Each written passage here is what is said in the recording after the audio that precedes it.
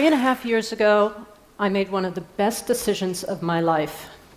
As my New Year's resolution, I gave up dieting, stopped worrying about my weight, and learned to eat mindfully. Now, I eat whenever I'm hungry, and I've lost 10 pounds. This was me at age 13 when I started my first diet. I look at that picture now and I think, you did not need a diet, you needed a fashion consult. But I thought I needed to lose weight. And when I gained it back, of course, I blamed myself. For the next 3 decades, I was on and off various diets. No matter what I tried, the weight I'd lost always came back. I'm sure many of you know the feeling. As a neuroscientist, I wondered, why is this so hard? Obviously, how much you weigh depends on how much you eat and how much energy you burn. What most people don't realize is that hunger and energy use are controlled by the brain, mostly without your awareness. Your brain does a lot of its work behind the scenes. And that is a good thing, because your conscious mind, how do we put this politely, it's easily distracted. It's good that you don't have to remember to breathe when you get caught up in a movie. You don't forget how to walk because you're thinking about what to have for dinner. Your brain also has its own sense of what you should weigh, no matter what you consciously believe. This is called your set point, but that's a misleading term because it's actually a range of about 10 or 15 pounds. You can use lifestyle choices to move your weight up and down within that range, but it's much, much harder to stay outside of it. The hypothalamus, the part of the brain that regulates body weight, there are more than a dozen chemical signals in the brain that tell your body to gain weight, more than another dozen that tell your body to lose it. And the system works like a thermostat, responding to signals from the body by adjusting hunger, activity, and metabolism to keep your weight stable as conditions change. That's what a thermostat does, right? It keeps the temperature in your house the same as the weather changes outside. Now, you can try to change the temperature in your house by opening a window in the winter, but that's not going to change the setting on the thermostat, which will respond by kicking on the furnace to warm the place back up. Your brain works exactly the same way, responding to weight loss by using powerful tools to push your body back to what it considers normal. If you lose a lot of weight, your brain reacts as if you were starving. And whether you started out fat or thin, your brain's response is exactly the same. We would love to think that your brain could tell whether you need to lose weight or not, but it can't. If you do lose a lot of weight, you become hungry, and your muscles burn less energy. Dr. Rudy Leibel of Columbia University has found that people who've lost 10% of their body weight burn 250 to 400 calories less because their metabolism is suppressed. That's a lot of food. This means that a successful dieter must eat this much less forever than someone of the same weight who's always been thin. From an evolutionary perspective, your body's resistance to weight loss makes sense. When food was scarce, our ancestors' survival depended on conserving energy.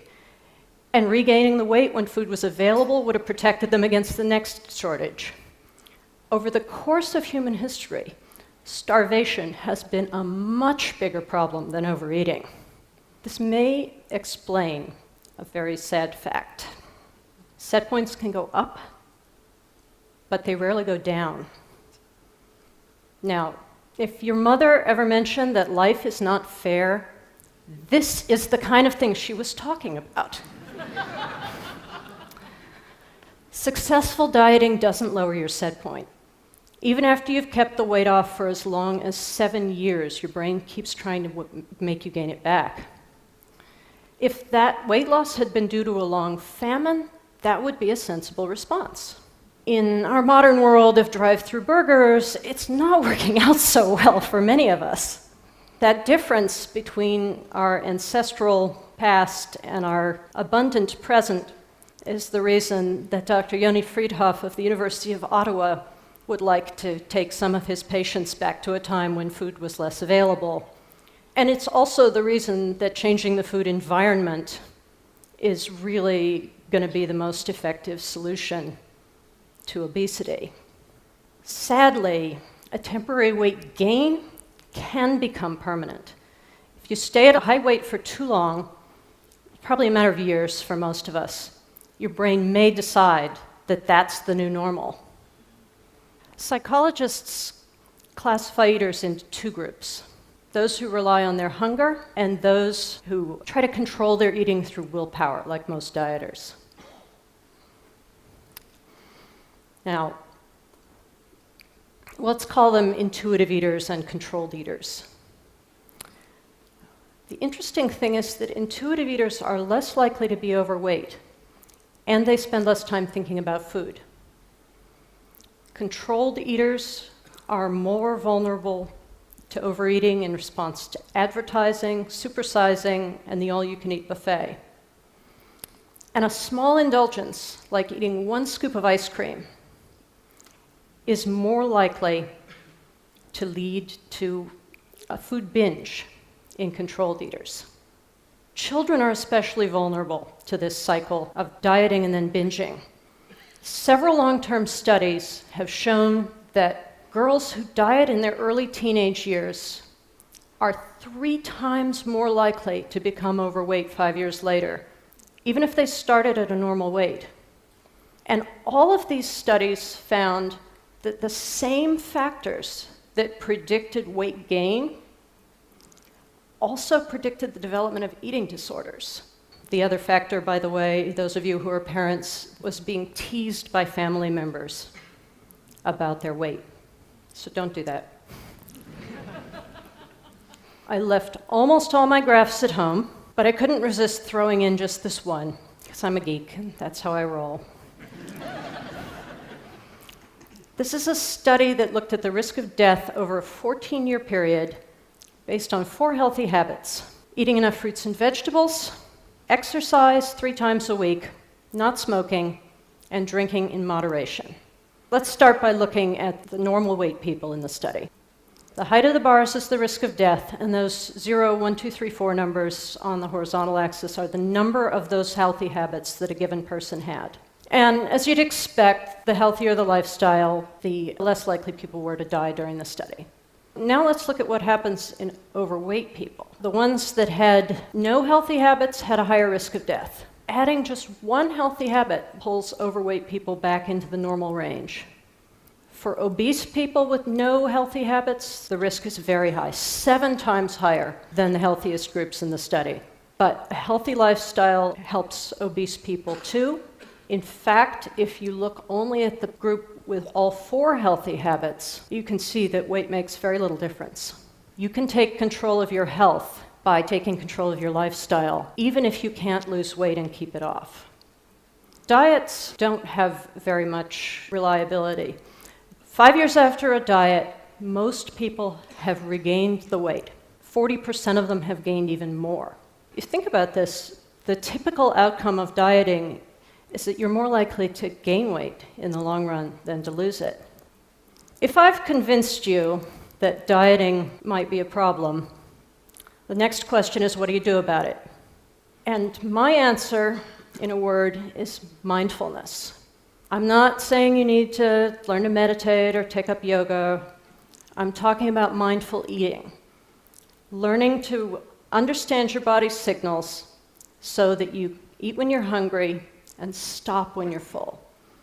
Because a lot of weight gain boils down to eating when you're not hungry. How do you do it? Give yourself permission to eat as much as you want, and then work on figuring out what makes your body feel good. Sit down to regular meals without distractions. Think about how your body feels when you start to eat and when you stop, and let your hunger decide when you should be done. It took about a year for me to learn this, but it's really been worth it. I am so much more relaxed around food than I have ever been in my life.